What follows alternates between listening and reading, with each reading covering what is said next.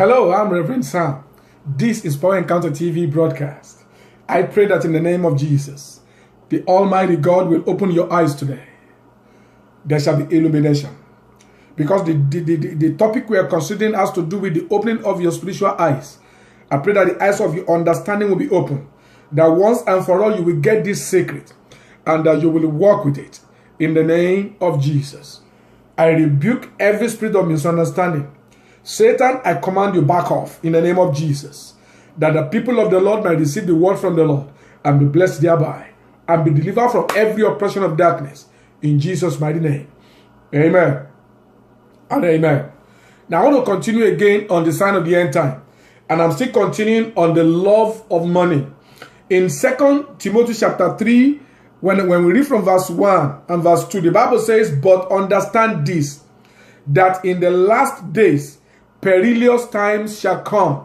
The word perilous means destructive times. And we are talking about times that will come upon the church of God. And what are the signs that will begin to show themselves up in the church of God? He said, for people will become lovers of their own self. What is the need for me? Why should I do this for anybody? That becomes part of the norm. And you know, before Jesus said that the way the kingdom works is that you should be ready to lose your life for the sake of the kingdom of God. But part of the sign of the end time is that people will not be ready to lose anything if they are not going to gain something for themselves. And then the second sign, which is the sign that I'm concerned about today, is people shall become lovers of money. Lovers of money. Of course, money answereth all things. That's what Solomon said. And in this world, we know that majority of things, in fact, whatever happens among men, has to do with the power of transaction.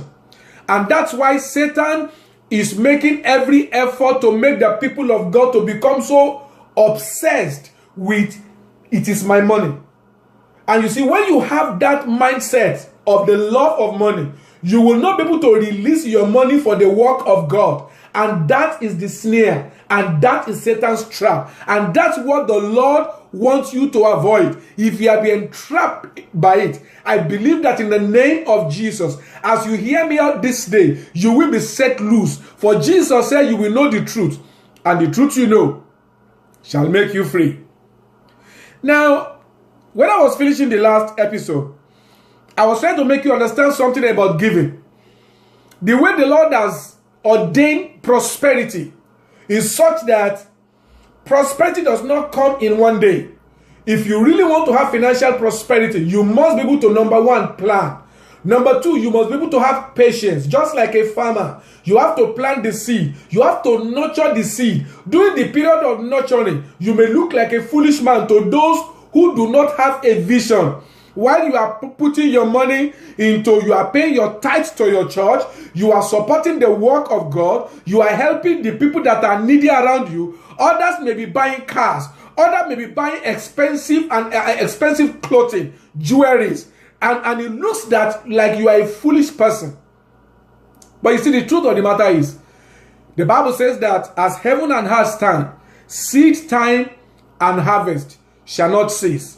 If God says there is a season called the season of seed time, and there's a season called the season of harvest, now you've got to be wise. There must be a time in your life that you must be ready to pay the price for the future that you can see. The Bible says that Jesus Christ, for the joy that is set ahead of him, he endured the cross. He despised the shame. And that's why he is able to attain unto the glory of becoming the King of Kings and the Lord of Lords. And that is a pattern for anything that we want to become in the kingdom of God. If you want God to trust you with a lot of money, then you've got to prove to God in the days of little beginning that God can trust you.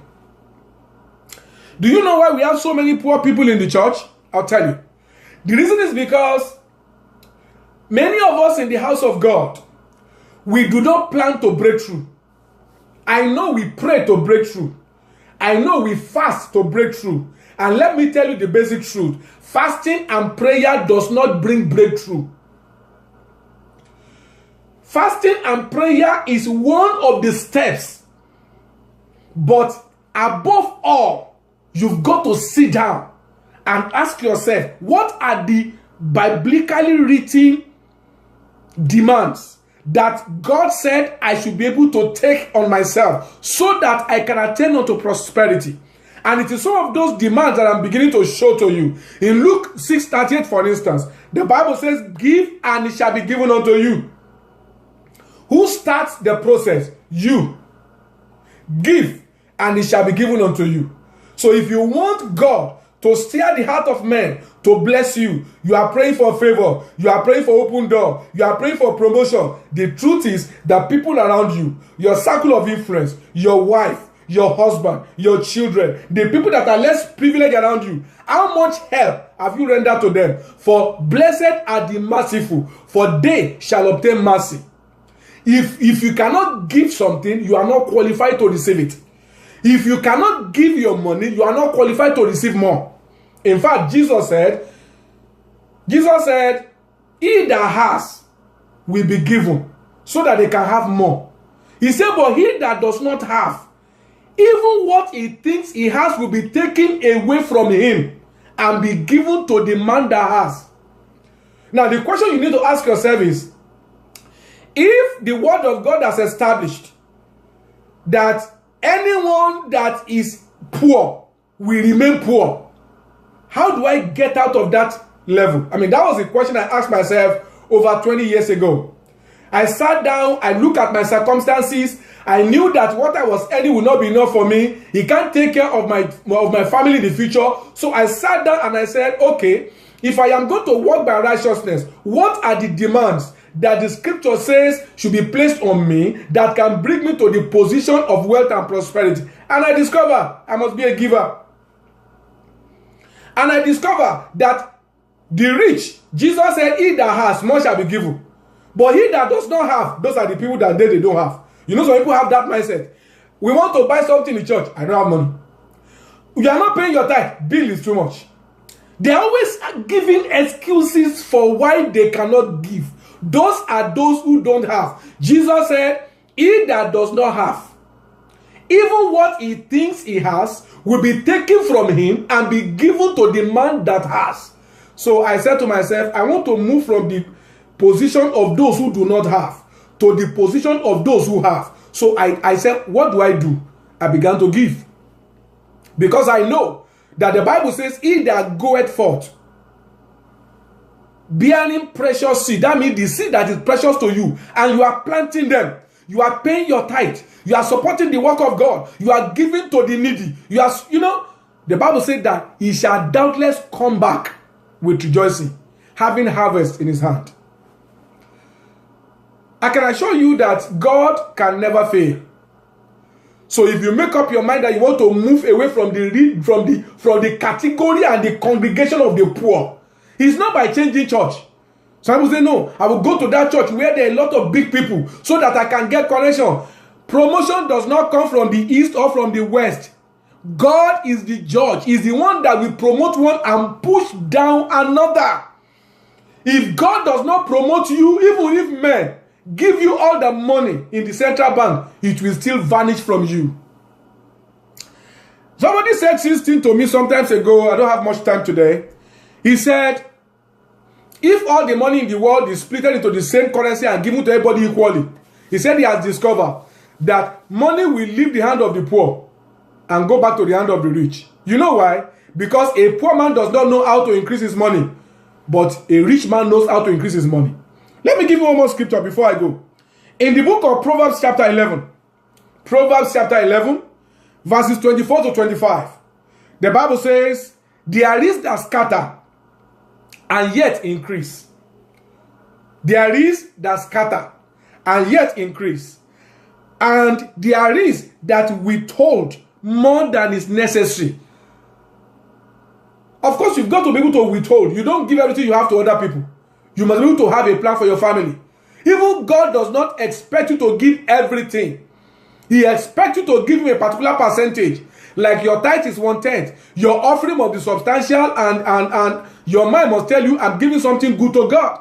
Now, if you are withholding that which belongs to God, Solomon said, he said, he said, give your treasure to God. When you honor the Lord with your substance, he said, God will make your storehouse to be filled with plenty.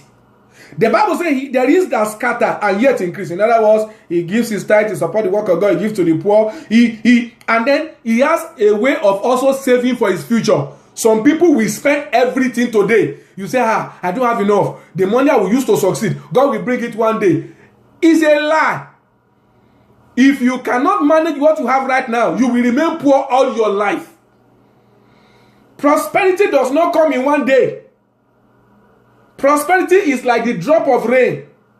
When rain is dropping and you don't have something like a bowl to receive the drop of rain, the rain will fall and it will dry up.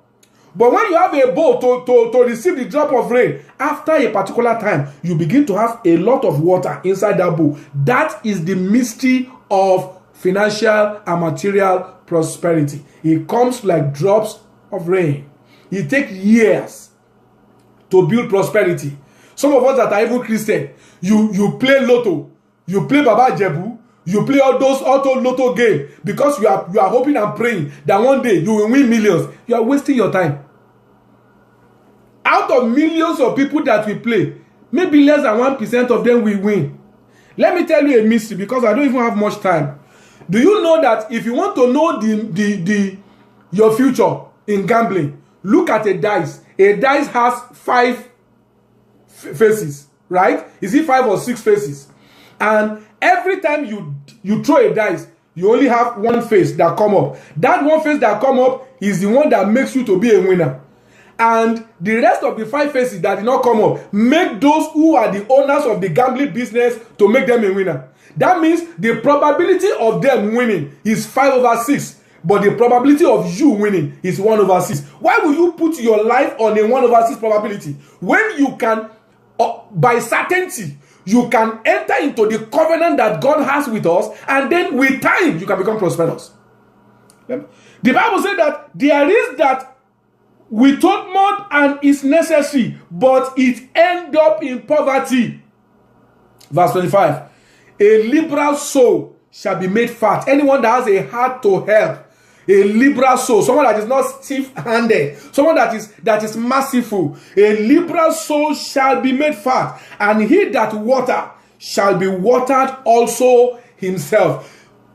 You see, give and it shall be given unto you. New Testament. Solomon said, he that water shall be watered also himself. Do you want to break through in life?